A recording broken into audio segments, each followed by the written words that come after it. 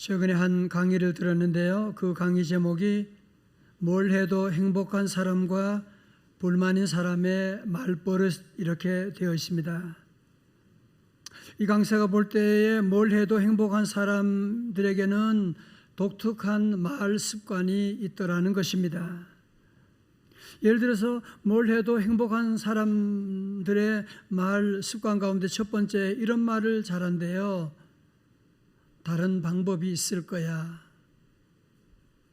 예상치 못한 어떤 어려운 일을 만나고 당황스러운 일을 겪을 때에 포기하지 않고 하는 말이 또 다른 방법이 있을 거야. 다른 길이 있을 거야. 이런 말을 자주 한다고 합니다. 또 뭘 해도 행복한 사람들이 잘 쓰는 말이 지금 힘든 시기지만 긍정적인 어떤 의미가 있을 거야. 지금 힘들지만 이것 가운데 긍정적인 어떤 의미가 있을 거야.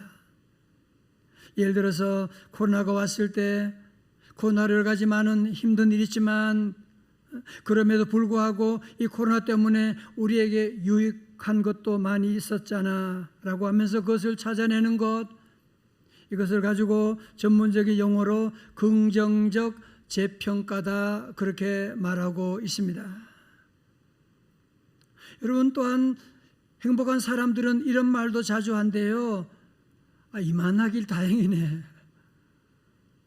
이만하길 다행이야. 이것을 관점 전환이라고 말하는데요. 아무리 절망적인 일을 만나도 이만하면 다행이야. 안 죽었으면 다행이야. 이런 말을 자주 한다고 그렇게 말합니다. 그런가 하면 반대로 뭘 해도 불만 불평이 많은 사람들에게 특징이 있는데 그것은 해석의 왜곡성입니다. 자, 여러분, 예를 들어서 회사에서 동료에게 커피를 한 잔 사주었어요. 그런데 해석의 왜곡성을 가진 사람은 어떻게 해석하느냐 하면 저 사람이 왜 갑자기 나에게 커피 사주는 거야? 무슨 저희가 있는 거야? 뭘 부탁하려고 저러는 거야? 뭐 잘못한 거 있나? 그러면서 이런 해석의 왜곡을 가진 사람은 상대방의 호의를 베풀고 잘해줘도 해석의 왜곡성이 작동되게 되면 말을 건네려고 하는 사람의 의도대로 파악하지 않고 자기의 해석 체계대로 해석해서 불만이 쌓이게 되고 의심이 쌓이게 되고, 여러분, 그러면 당연히 공감을 할 수가 없게 되고, 그러는 사람이 당연히 불행해지는 것은 당연한 결과가 아니겠습니까? 여러분, 사실 우리가 살면서 이런 해석의 왜곡성, 쉽게 말하면 오해를 할 때가 우리에게도 얼마나 많이 있습니까? 세상에 가장 큰 오해는 자신에 대한 오해잖아요. 내가 나를 잘 아는 것처럼 보이지만 나를 모르고 있는 우리의 모습들, 또 부모로서 자녀들에 대한 오해가 또 얼마나 많이 있어요. 우리 신앙인으로서 믿음 생활하면서 하나님에 대한 오해를 할 때가 참 얼마나 많이, 하나님 믿는다고 하면서도 해석의 왜곡성을 가지고 하나님의 사랑을 오해할 때가 참 많지 않습니까? 우리가 성경 말씀 보면서 참 우리와 좀 성정이 비슷하다라고 생각할 수 있는 사람이 아마도 야곱일 것입니다. 여러분, 야곱은 참 욕심이 많아요. 야곱은요, 자기의 목적을 달성하기 위해서는 수단 방법을 가리지 않는 그런 사람이에요. 그래서 야곱은 쌍둥이 가운데 두 번째로 태어났는데 늘 형의 장자권, 그게 부러워서 어느 날 형이 배고픈 가운데 집에 왔을 때 단팥죽을 가지고 형의 장자권을 사는, 아니 여러분, 무슨 장자권을 무슨 뭐 팥죽으로 사고 파는 그런 겁니까? 뿐만 아니라 그는 눈먼 아버지를 속여서 형인 채 하면서 복을 가로채는, 정말 수단과 방법을 가리지 않는 사람이에요. 여러분, 사실 야곱이 태어나기 전에 이미 어머니 리브가가 쌍둥이를 임신했을 때 하나님이 약속해 주셨거든요. 하나님 말씀 뭐예요? 창세기 25장 23절의 말씀 같이 읽어요. 시작. 여호와께서 그에게 이르시되 두 국민이 내 태중에 있구나. 두 민족이 내 복중에서부터 나누이리라. 이 족속이 저 족속보다 강하겠고 큰 자가 어린 자를 섬기리라 하셨더라. 아멘. 여러분 이미 어머니를 통해서 하나님께서 말씀하셨으면 믿고 기다려야지. 믿고 기다리지 못하고 야곱은 인간적인 방법으로 복을 탈취하고 형을 속이고 눈먼 아버지에게 사기치고 그리고는 받은 게 뭐예요? 복은커녕 아무런 복 하나 없고 이제는 형이 죽이려고 하니까 또한 형의 눈을 피해서 이제는 도망자로 길을 떠나게 되는. 자 볼까요? 10절의 말씀. 야곱이 브엘세바에서 떠나 어디로? 하란으로 향하여 가더니. 여러분 하란은 터키를 말하는 것입니다. 여러분 지도를 보시게 되면 브엘세바에서 하란까지 거리가 얼마냐 하면 무려 900km 되는.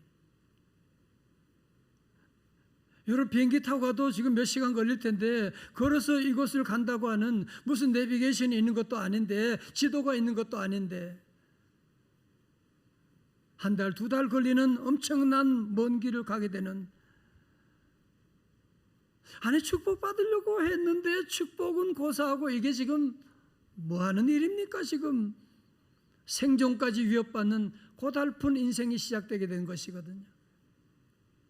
사는 성도 여러분, 우리도 정말 잘 살아보려고 했는데 나도 정말 잘 살아보려고 투자했는데 그 결과가 엉뚱한 전혀 예상 밖의 결과가 올 때가 우리에게도 있고, 나도 정말 잘 믿어보려고 했는데 결과가 전혀 예상 밖의 결과가 우리에게 올 때도 많이 있지 않습니까? 야곱의 인생이 지금 생각과는 달리 꼬이고 있습니다. 자기를 죽이려고 하는 형이 뒤에 지금 따라오고 있죠. 앞에는 전혀 자기가 한 번도 가보지 못한 미지의 세계를 가면서 어떤 일이 닥칠지, 어떤 위험이 올지 전혀 알지 못하는 두려움이 그의 목을 조르고 있었던 것입니다. 야곱은 이 순간 지난주 말씀처럼 얼마나 후회를 많이 했을까요? 그죠? 내가 왜 그렇지? 내가 왜 형의 속이고 형의 복을 가로채고 내가 왜 그랬던 건가? 무엇보다도 가장 그에게 심각한 질문은 무엇이냐면, 하나님은 내가 이렇게 못된 짓을 했는데 하나님께서 아마 나를 버리셨을 거야. 그래서 내가 이런 지금 복은커녕 저주받고 있는 거 아니야? 라고 생각하는, 마치 구약의 탕자가 된 기분이었을 것입니다. 앞에서 말씀드렸던 것처럼 야곱은 지금 해석의 왜곡성으로 충만한 모든 것에 대한 잘못된 해석을 할 수밖에 없는 그런 환경에 놓이지 않았습니까? 여러분 지금 야곱의 처지를 한번 보실까요? 11절에 한 곳에 이르러서는 해가 진지라 거기서 유숙하려고 그곳에 한 돌을 가져다가 베개로 삼고 거기 누워 자더니. 여러분 야곱이 가는 길에 지금 무슨 여인숙이 있어요? 호텔이 있겠어요? 해가 진지라. 여러분 무슨 얘기입니까? 이제 밤이 깊어오게 되는. 얼마나 배가 고프겠어요? 얼마나 가족들이 그립겠어요? 그렇지만 돌아갈 수도 없는 것이고 밤이 깊었는데 찬바람이 불어오지만 그는 어디 갈 수가 없게 되고 그냥 거기에 울퉁불퉁한 돌을 하나 주워다가 돌베개를 베고 누워서 잠을 청합니다. 누워서 생각하니까 정말 별의별 생각들이 다 나지 않았겠어요? 그죠? 여러분 그런데 그런 가운데 꿈을 꾸게 되는 거예요. 이 꿈은 그냥 야곱이 꾼 꿈이 아니라 하나님이 주신 꿈인데요.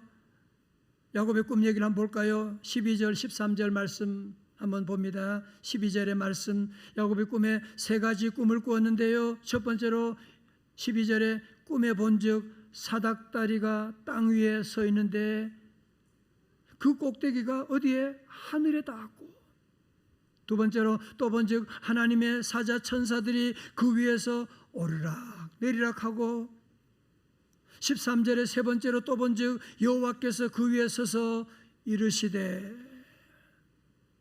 여러분, 무슨 얘기하는 거예요? 하나님이 야곱을 찾아오셨다고 하는 사실. 할렐루야. 야곱에게는 선한 것이 아무것도 없잖아, 그죠? 야곱이 잘한 게 뭐가 있어요? 그럼에도 불구하고 하나님께서 사기꾼이고 도망자인 야곱의 삶 가운데 간섭하시고 찾아오셨다고 하는 사실. 여러분, 이것이 바로 복음입니다. 이것이 바로 하나님의 은혜입니다. 자격이 없지만 하나님이 함께 하시고 도망자 사기꾼 야곱을 하나님께 찾아오시고 꿈에 뭘 보여줬다고요? 사닥다리를 보여주시게 되는 거예요. 여러분, 사닥다리는 이 땅에 있는데 그 끝이 어디까지 올랐다고요? 하늘까지 올라가게 되는. 우리 한번 사진을 보시게 되면 여러분, 그 사닥다리 가운데 하늘의 천사가 오르락 내리락 하게 되는 이런 놀라운 광경을 그가 보게 된 것이거든요. 성도 여러분, 이 사닥다리 꿈은 야곱에게 뭘 얘기하는 것일까요? 야곱은 지금 혼자 떨어져 있다. 나는 이제는 가족도 떠났고 아무도 날 알지 못하는 외로운 곳에 와 있다라고 생각하고 있을 그때에 하나님께서 사닥다리 환상을 꿈을 통해서 뭐예요? 내가 너와 연결되어 있노라. 뿐만 아니라 사닥다리를 통해 천사들이 오르락 내리락하는 이 모습을 통해서 우리는 뭘 보게 됩니까? 십자가를 보게 되는 거잖아요.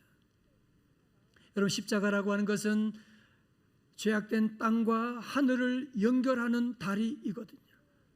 십자가는 죄인을 구원으로 인도하는 다리이거든요. 아름다운 다리거든요.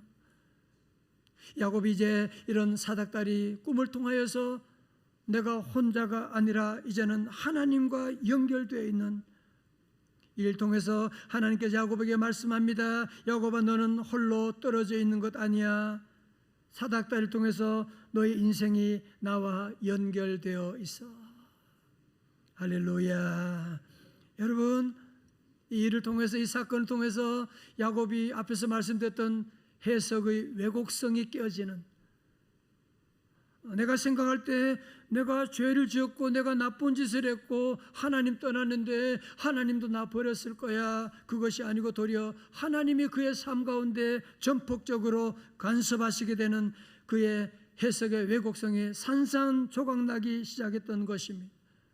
할렐루야. 여러분, 지금 야곱은 자신의 생명을 지키기 위해서 약속의 땅에 도망한 상태고 아직 결혼도 하지 않았어요. 물론 자식도 없어요. 그런 야곱에게 우리 하나님은 놀라운 축복을 선포하는데요. 14절의 말씀, 우리도 이런 복을 받기를 원합니다. 그런 마음으로 같이 봉독합니다. 14절 다 같이요. 시작. 내 자손이 땅의 티끌같이 되어 네가 서쪽과 동쪽과 북쪽과 남쪽으로 퍼져나갈지며 땅의 모든 족속이 너와 내 자손으로 말미암아 복을 받으리라. 아멘. 뿐만 아닙니다. 야곱은 지금 혼자다. 내가 이제 그 먼 길 어떻게 가야 되나? 나의 미래는 어떻게 되나? 제가 어저께 우리 청소년, 우리 학생들 넥스 연합 수련회 가운데 가서 물어봤어요. 고등학생이 물었어요. 중학생도 묻고 고등학생, 너의 걱정이 뭐가 있느냐? 놀라운 얘기를 들었어요. 미래에 대한 걱정이 있다고 그래요. 아이들이 미래에 대한 걱정.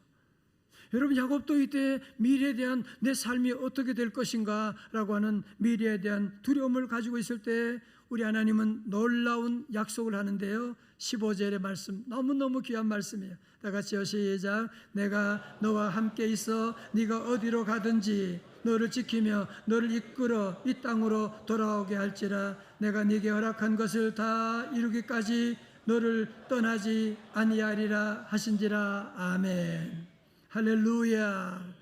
하나님이 계속 하시는 말씀이에요. 야곱아, 너는 혼자가 아니야. 내가 너와 함께 하마. 내가 너를 지켜주고 있어. 네가 어디를 가든지 wherever you go, 네가 어디를 가도 내가 너와 동행할 것이고, 그리고 마침내 너는 다시 이 고향으로 돌아오게 될 거야 라고 하는 말씀.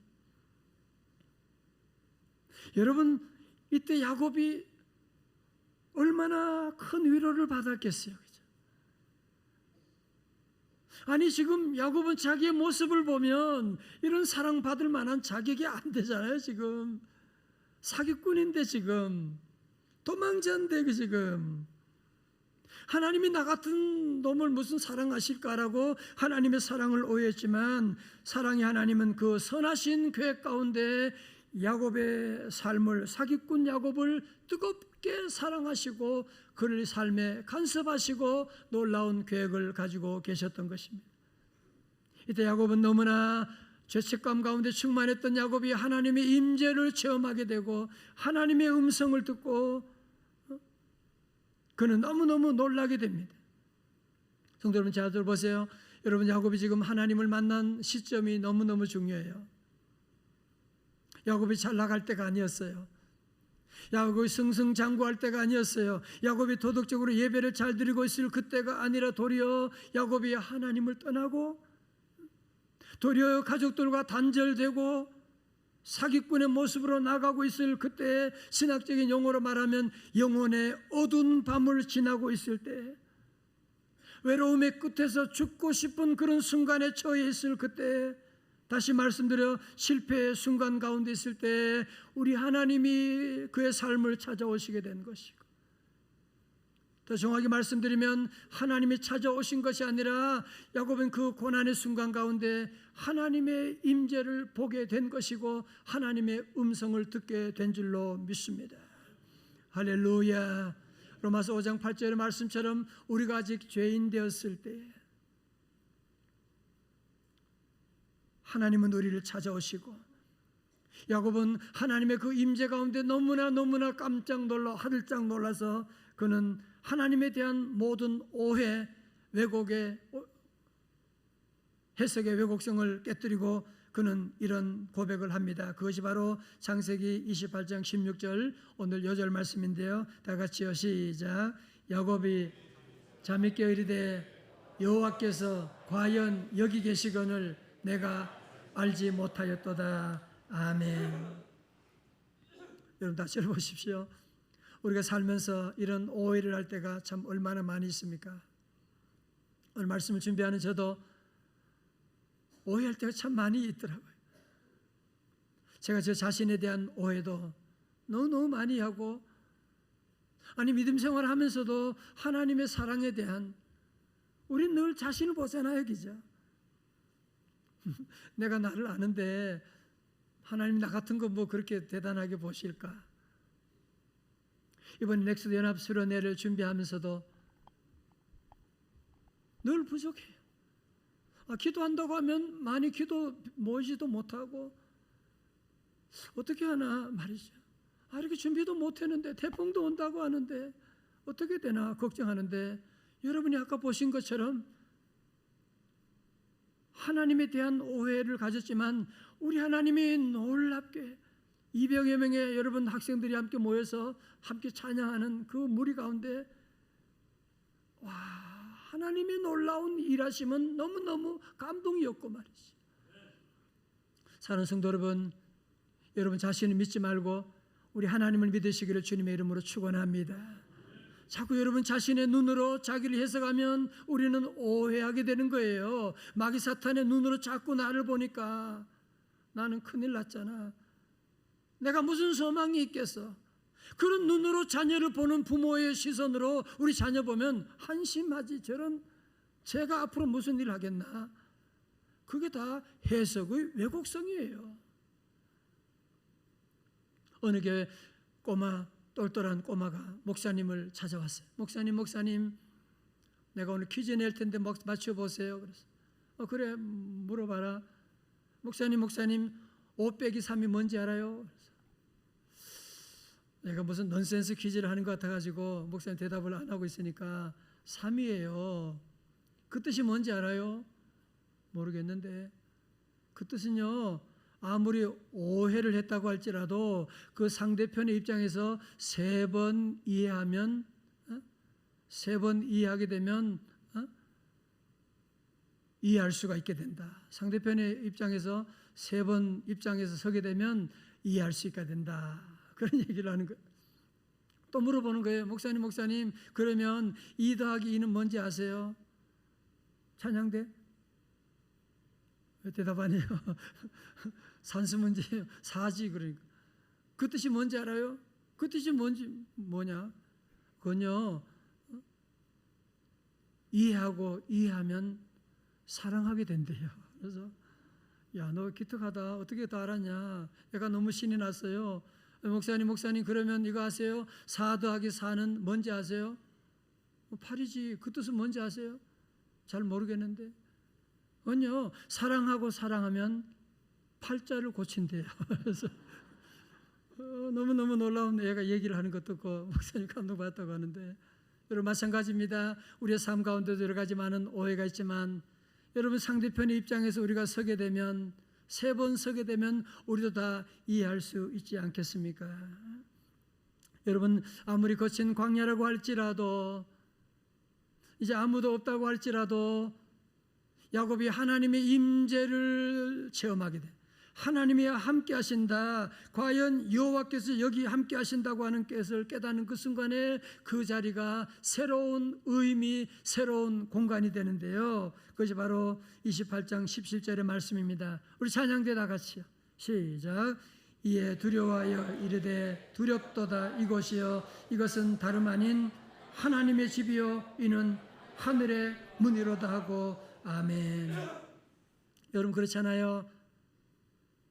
여러분 어디 설악산을 갔다 사랑하는 가족들과 함께 가면 그것이 새로운 의미를 주게 되고 그것이 우리의 삶에 오랫동안 기억에 남게 되는데, 야곱도 비록 그곳은 황량한 곳이고 사막이고 돌밖에 없는 그곳이지만 하나님을 만나는 순간에 드디어 이곳이 뭐예요? 하나님의 집 베델이 되는, 그래서 자고 있던 그 돌을 세워가지고 그 돌에 기름을 붓고 거기서 예배를 드리게 되고 베델이라고 부르고, 베델은 뜻이 뭐예요? 하나님의 집이다.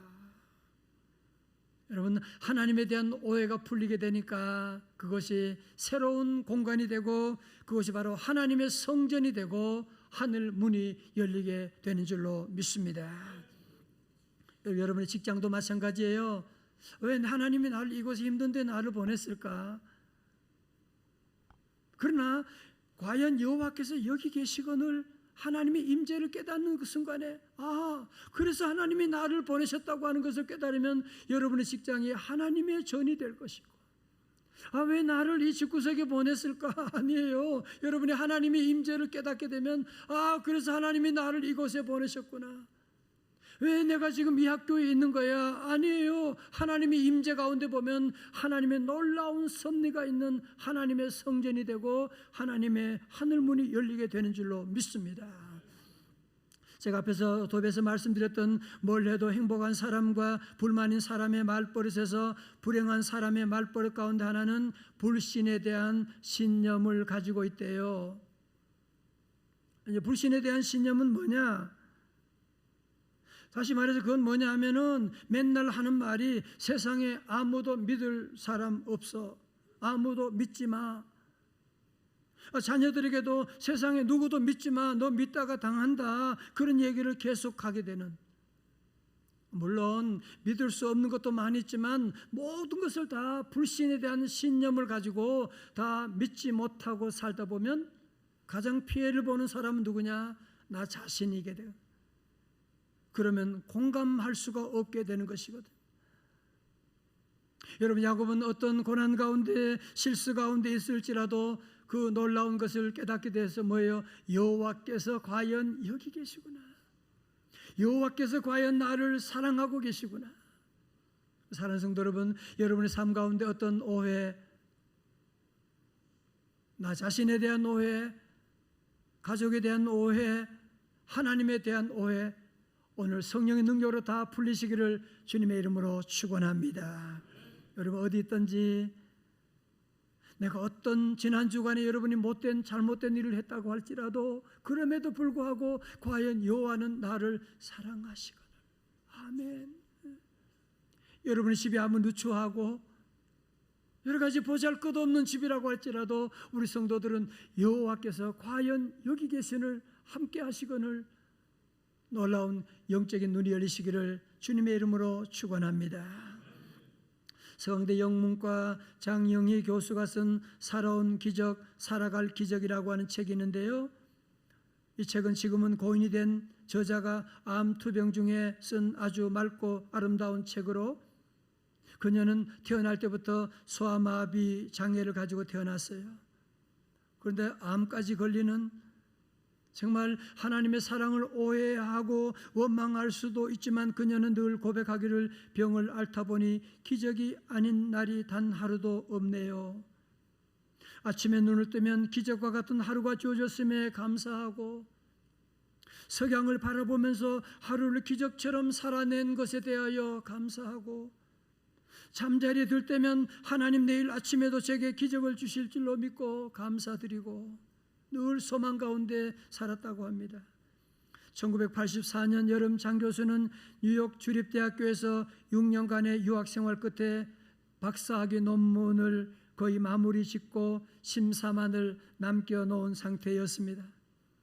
정말 2년 동안 죽을 고생을 해서 완성한 논문에 만족스러웠고, 심사를 얼마 안 남기고 LA에 있는 언니를 만나기 위해서 비행기를 탔어요. 짐을 줄이기 위해서 그동안 책상 위에 쌓아놓았던 논문 초고들을 과감하게 다 버리고 옷 몇 벌과 논문 최종본을 들고 떠났습니다. 이 당시 장 교수님은 컴퓨터를 사용하지 못하고 전동 타자기로 직접 타이핑을 했다고 합니다. 그리고 LA에서 다시 뉴욕으로 돌아왔을 때 숙소로 돌아가기 전에 마중 나온 친구 집에서 차 한잔 하자고 해서 그 집에 들어가서 차 한 잔을 다 마시기도 전에 밖에서 그 딸이 갑자기 소리 지르면서 방으로 들어오면서 큰일 났다고, 어떤 도둑놈이 들어와서 차의 트렁크를 열고서 장 교수님의 짐보따리를 다 가지고 가버리고 또 말았다는 거예요. 세상에 하나밖에 없는 박사학위 논문 초고를 다 가지고 가버리는, 어디에 저장되어 있지도 않은데 그 논문 어떻게 해야 됩니까?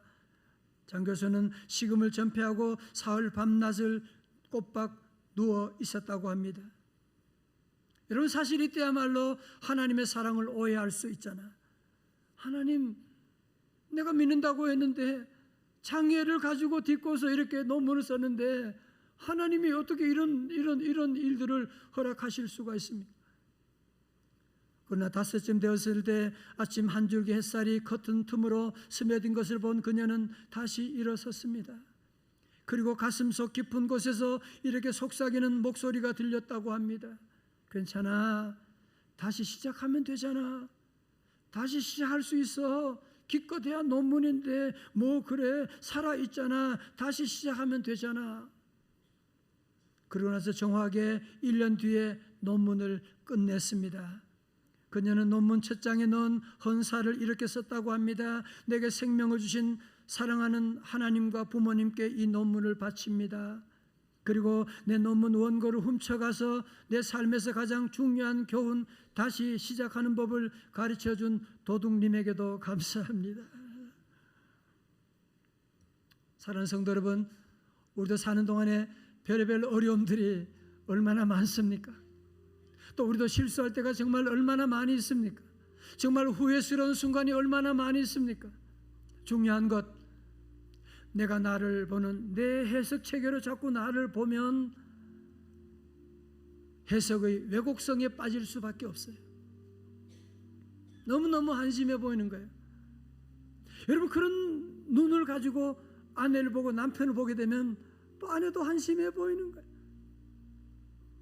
그래서 하나님의 사랑을 오해할 때가 우리가 얼마나 많았습니까? 오늘 예배를 통해서 여러분의 모든 오해가 다 풀려지시기를 주님의 이름으로 축원합니다. 이제 여러분이 오해하면서 마귀 사탄의 종노릇하며 살면 안 돼요. 나는 약하지만 하나님은 함께 하십니다. 나는 실수해도 하나님은 나를 사랑하십니다. 내가 도망자지만 하나님은 내 곁에 계십니다. 여호와께서 과연 여기 계시거늘. 여러분 직장생활 하면서도 늘 말씀을 기억하고 여호와께서 과연 여기 계신데 감사합니다. 여러분이 어려운 가운데 있다고 할지라도 여러분이 어디 있든지 여호와께서 과연 여기 계시거늘 이 놀라운 고백을 하면서 우리 모두 다시 한번 하나님의 임재 가운데 새로운 믿음에 출발하는 저와 여러분 다 되시기를 주님의 이름으로 축원합니다. 축원합니다. 다 일어나셔서 함께 우리 찬송 함께 이전에 왜 모르고 살았을까? 우리가 많이 부르던 찬송 함께 찬양 함께 하시겠습니다.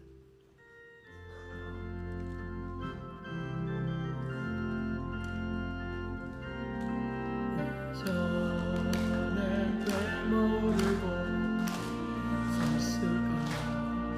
주님이 주신 기쁨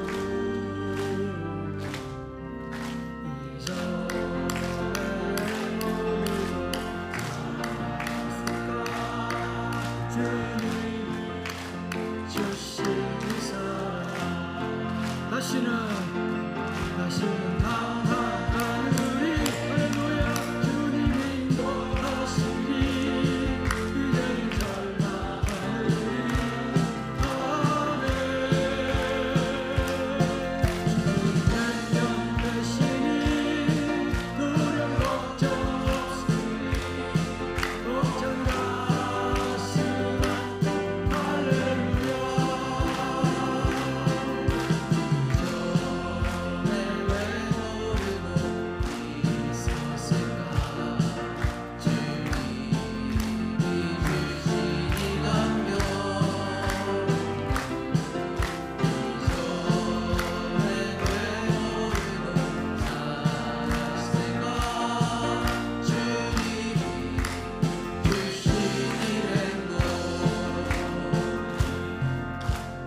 찬송하실 때 여러분들이 지난 말씀드렸는데 이전에 왜 모르고 살아 주님이 주신 이 기쁨 이거 잘하셔야 돼요. 둘셋 이전에 왜 모르고 다시 주님의 사랑을 깨닫는 시간 되시길 바랍니다.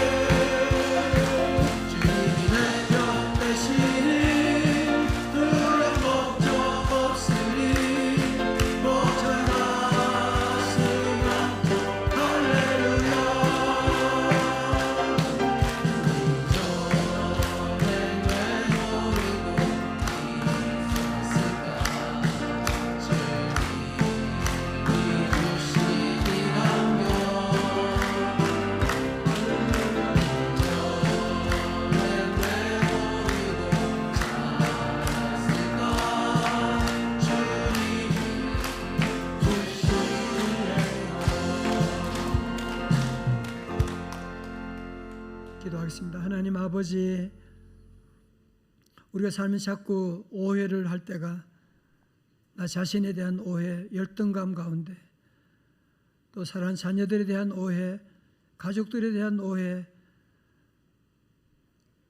무엇보다도 하나님의 사랑에 대한 오해를 할 때가 참 많았습니다. 주여, 이 시간 성도들의 모든 잘못된 오해들, 해석의 왜곡성이 다 무너지게 하여 주시옵시고, 하나님 이제는 내가 부족하지만, 내가 사기꾼이지만, 내가 연약하지만 그래도 과연 여호와께서 여기 계시거늘, 여호와께서 나를 사랑하시거늘 다시 한번 너를 깨닫고 종들의 직장이 여호와의 성전이 되게 하여 주옵시고, 여러 종들의 삶이 우리 하나님의 동행하는 임재가 넘치는 귀한 새로운 삶으로 출발하게 하여 주시옵소서. 나사렛 예수 이름으로 명하노니 모든 오해가 깨어지게 하여 주시옵시고, 주님의 사랑을 아멘으로 감사함으로 받아들이며 새로운 이해하는 삶으로 열어 주시옵소서. 존귀하신 예수님 거룩하신 이름으로 기도드리옵나이다. 아멘.